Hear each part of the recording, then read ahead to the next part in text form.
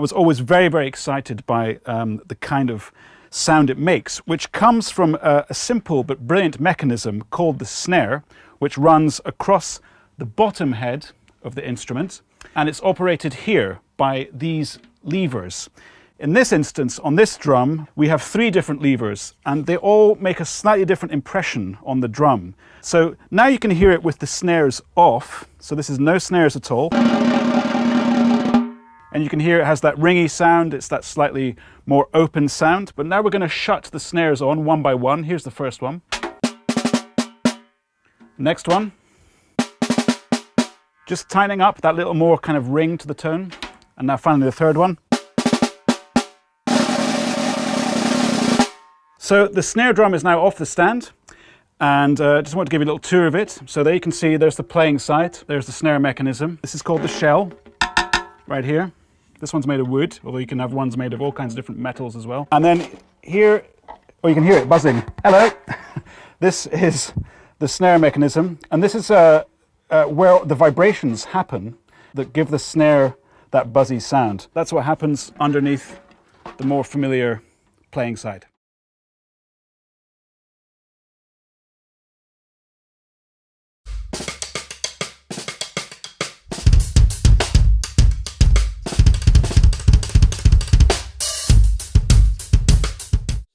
The most fundamental drum as part of our drum set is the snare drum. Has a very sharp, snappy sound because of the snare wires on the bottom.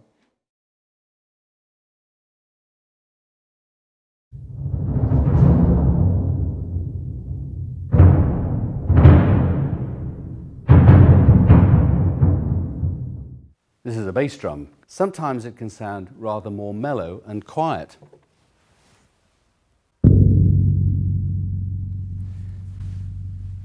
We only ever play on one side of the bass drum. The other head is as a resonating device for this playing head.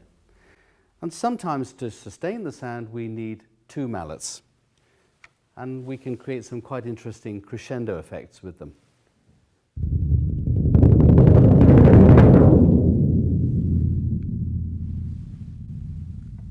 Occasionally composers ask for different kinds of mallets. Here's a hard mallet, for example.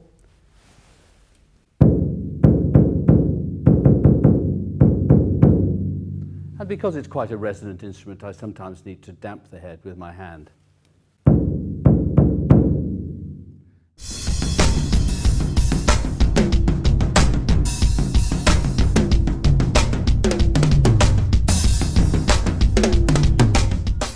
The next most fundamental part of the drum set is the bass drum. We play that with the foot. That's the lowest member of the family in the drum set and has a nice punch, low thud to it.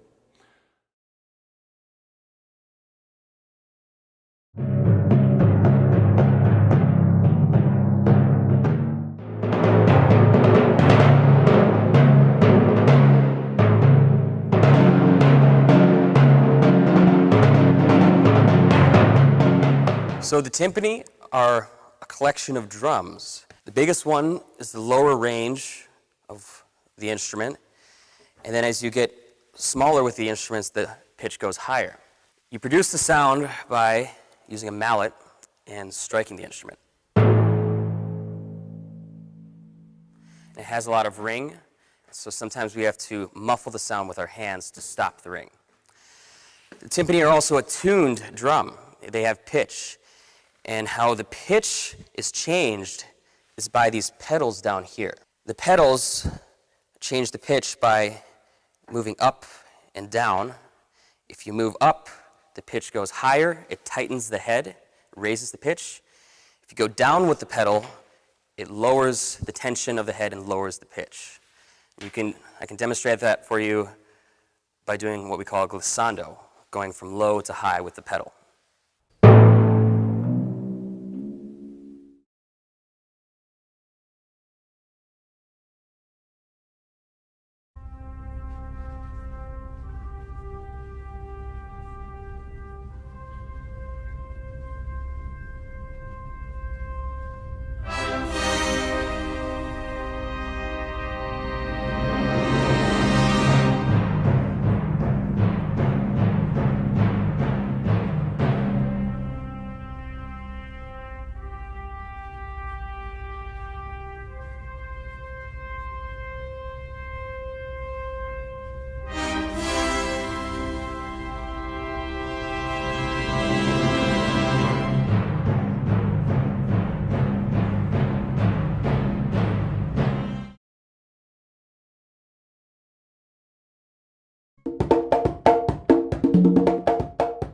Okay, everybody, I'm going to give you an overview of the conga. The conga is a drum that actually comes from Cuba, but listen to this.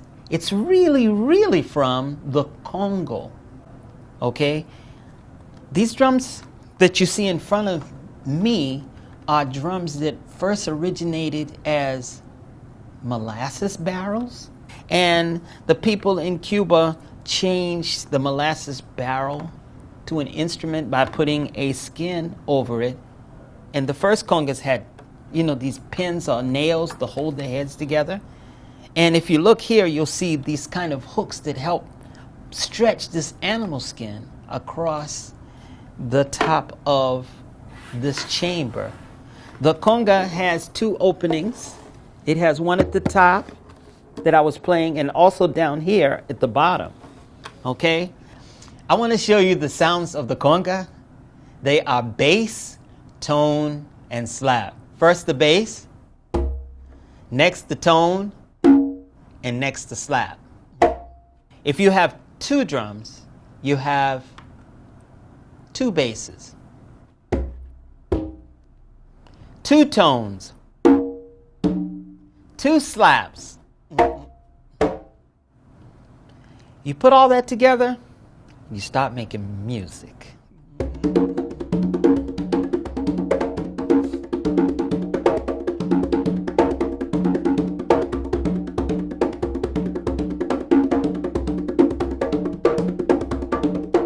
The music of the conga.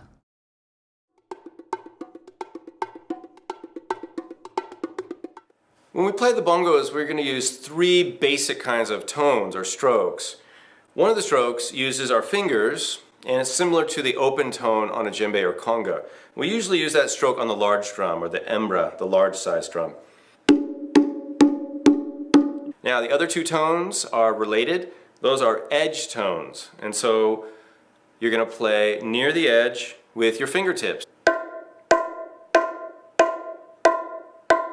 It's quite a high-pitched sound. Then you're going to do a muted edge tone, and that's produced by placing your other thumb near the center and then doing the edge tone in the normal fashion.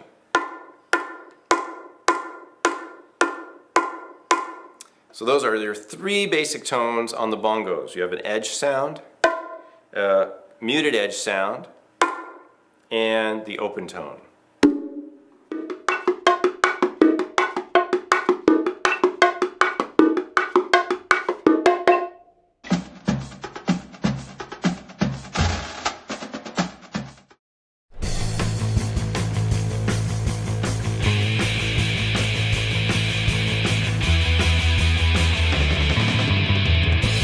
The percussion section consists of the pit or front ensemble and the drum line, also known as the battery. The drum line consists of three sections: the snares, the tenors or quads, and then the bass line.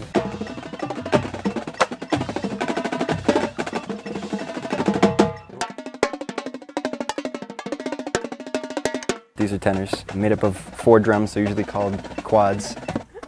4 different drums, and then we have 2 of these effects up here called spocks or gocks. You get to play everything that the snares do, except you get to put it around and move around, and you'll notice like a lot of crossover and like visual stuff. The role of the bass drum is to provide the impact to the core. The loudest noise you hear on the field is going to be the bass line. We have 5 drums here, different pitch, so they can do different melodic things as well, up and down. Each person is playing like a different part at a different point in time, so once we put all our parts together, it lines up as like one solid piece of music. It's like a puzzle piece.